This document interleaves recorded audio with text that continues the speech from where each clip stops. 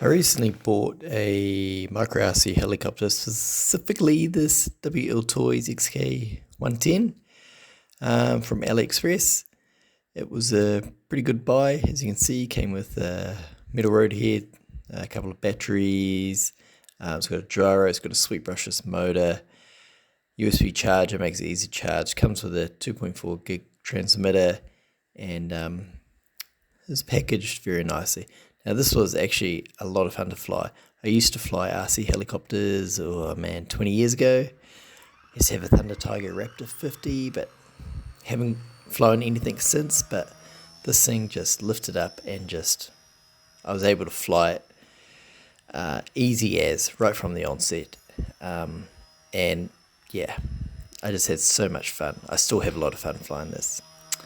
I used to build rocket engines, but I don't really have the location or land to do this, so I needed something new to do. So got on YouTube, and how about we 3D print an RC airplane? Let's see what's out there. So I had a big look around, and lots of people are 3D printing RC airplanes, so which is great. It's great for the hobby, it's great for projects, but then I was thinking, well, what about an RC helicopter? Is anyone actually 3D printing those? And to be honest, I was pretty disappointed with what I found. What I came across is people are just printing frames, bodies, scale bodies. Yeah, well, that's cool. But no one was really going over and above and trying to print all the components from scratch. People were just throwing in their own off-the-shelf components. And getting the helicopter. But I must say there are a couple of people out there fully 3D printing helicopters, so that's nice to see. So I wanted to do this myself, so I jumped to my shelf. I got my trusty Helicopter Aerodynamics book by Gordon Leishman, which is the Bible for helicopter design. And from there I jumped into the aerodynamics of the helicopter, more specifically momentum theory and blade element theory, or when combined, blade element momentum theory. To understand how a helicopter generates lift, we use blade element momentum theory. So first we start with momentum theory, which treats a rotor as a disc, accelerating air downward to create thrust, just like in this diagram shown. Maybe you did something similar with wind turbines at school, or something else. Then blade element theory essentially zooms in to the blade in detail, and we break it into tiny slices, and for each slice we calculate the lift and drag based on local airflow, angle of attack, and the motion of the blade, etc. So when we combine the two, blade element theory and momentum theory, at each section we get a really complete picture of how the blade works and is able to contribute thrust, torque, and power, which are really the key things to helicopter design. And because each blade is sectioned, we can start adding equations and factors to take into account tip losses, twist of the blade, all these type of things, so we can really get an accurate design. Before going anywhere, I needed to figure out what blades this helicopter actually has. I emailed WL Toys, and unfortunately didn't get back to me, so I got out my vernier and measured them. As you can see, I came out with a thickness chord ratio 8.24%. It's fully symmetric airfoil, which the closest airfoil is a NACA 0008. So that is what I used in my blade element code to figure things out. I got into Python and coded up all the equations from Leishman's book.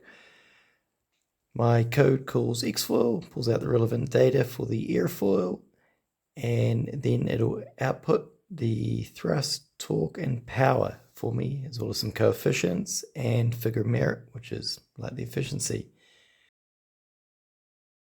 I then got on to Onshape to design a test rig to be able to measure the thrust and torque. So I used two load cells, one for the thrust, one to measure the force from the torque. The helicopter just sits on a plate which rotates around a bearing around its central axis. This pushes against a load cell, which I know the distance from, and I can calculate the torque. This is all 3D printed and just bolted to a bit of beam that I had lying around. It came out pretty well, and Onshape was a great tool to be able to do this with. Also in Onshape, I designed an electronics box to hold an Arduino and the load cell amplifier boards, fully 3D printed, and yeah, it came out pretty well. So this is my electronics box, 3D printed. We've got the lid over here. We got the two HX711 load cell amplifier boards. It's running a Arduino through a couple of screw shields. And yeah, this plug here was for external power, which I'm not using at the moment, but I'll hook up at some point. For what it's worth, I should have bought a school lunchbox and just put this in a lunchbox, because the amount of CAD time spent printing this and figuring all this out and print time wasn't really worth it. But it was a fun project. It was my first time using inserts, which I don't know why I didn't do that before. But yeah, it's a pretty sweet box. Came out alright for what we do. Here is my setup. It's not really mounted to the bench at the moment, but it doesn't matter. You can see here the helicopter just attaches to this plate here with a couple of tie wraps that go through these holes. It is centered with the main shaft over the center axis here. We have our load cell here that measures thrust. Then we have our load cell over here that measures the force from the torque. Since our main shaft is directly over the center, I know the distance to the load cell here, and thus torque equals force times distance. So I can measure that. It's pretty easily. And of course the pitch I measure beforehand. The little brushless motor is an outrunner, so it has a little reflector tag that goes on the side there. Then point a laser tachometer at it. I know the gear ratio, so by knowing the motor RPM and the gear ratio, I can then work out the head speed off the rotor and use that in the calculations. So it's a pretty easy setup, really, when you think about it. Works pretty well. To measure the pitch, I bought this TL90 digital pitch gauge and modified it with a couple of inserts to fit my blades.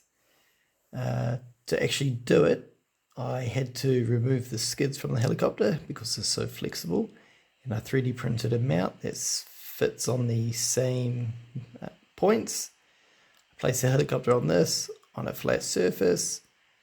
I then put the pitch gauge onto the blade, and then I can measure the pitch. I do have to hold the center shaft to keep everything in place, as the gauge is a bit heavy.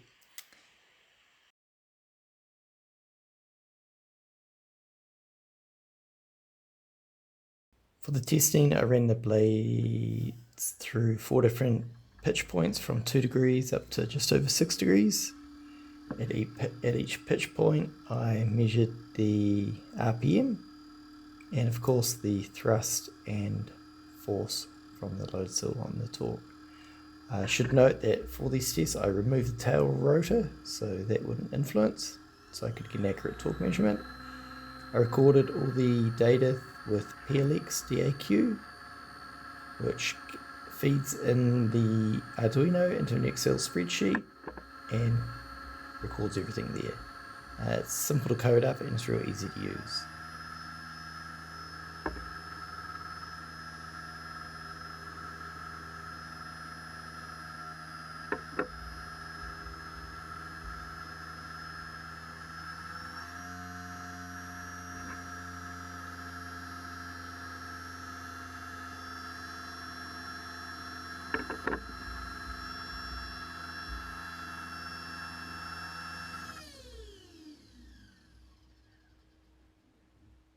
So how about their data?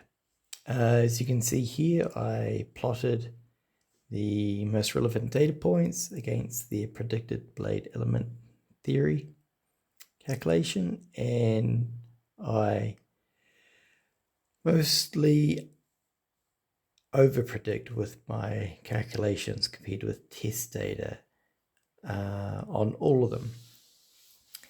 Now, I did some research, and I think this could really be a number of things.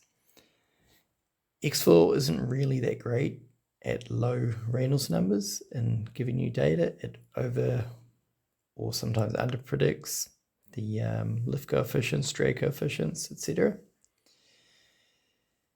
The possibly 3D rotational effects that, yeah, I'm not modeling anything like that, so that could have something. I need to look into how to do that. I definitely probably have some pitch angle mismatch from my pitch measurement, as you saw. I think it's probably, yeah, could be up to half a degree out possibly. And then, I could have unsteady inflow into the blade itself. So I assume a perfect setup in the code, but this could not always be the case. Also, here could be noise in the load cells and that type of data. I also don't know exactly that this airfoil is a NACA 0008, so there's some uncertainty there. All in all, my results are within 20%, which is okay for a first run. I prefer this to be closer to 5%, to be honest, or if not spot on. So in my next video, I will actually print a NACA 0012 airfoil and run the same analysis on that. This will be on an airfoil that I know helicopters have used it. There is lots of data on this. So I will go from there and see how that works out. So tune in for the next video.